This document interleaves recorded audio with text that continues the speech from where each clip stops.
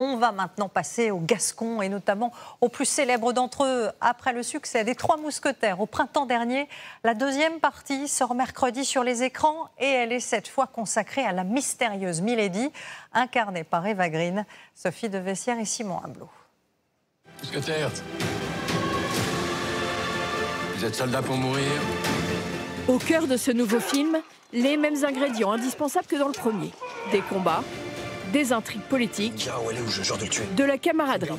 Les Trois Mousquetaires restent fidèles à leur légende. Ils sont solidaires, ils sont un pour tous pour un, quoi. Donc ils sont chargés de tout ce qu'ils franchissent ensemble et ça les lie et ça les rend forts ensemble. C'est un peu l'équivalent du GIGN d'aujourd'hui, quoi, avec leurs moyens techniques de l'époque, c'est-à-dire des dagues, des épées et des mousquets, en l'occurrence. L'histoire, écrite par Alexandre Dumas il y a 180 ans, a déjà été maintes fois adaptée au cinéma, mais jamais en 2 volets. Une production monumentale au casting flamboyant qui a coûté 70 millions d'euros. Les acteurs ont été soumis à une préparation de 5 mois, escrime, équitation, cascade.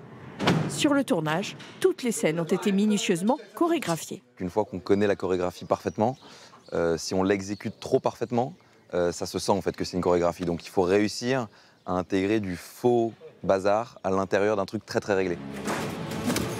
Dans ce deuxième volet, la part belle est faite à Milady. La sulfureuse espionne est au cœur de l'intrigue. Nous sommes des tueurs, d'Artagnan, que cela vous plaise ou non. Et c'est la femme fatale avec un grand F. Elle utilise la féminité comme une arme. Elle sent instinctivement ce que l'on désire. Elle séduit, elle piège, elle tue. La production compte sur cette touche venimeuse pour renouveler l'exploit du premier film. En avril dernier, il avait rassemblé plus de 3 millions de spectateurs.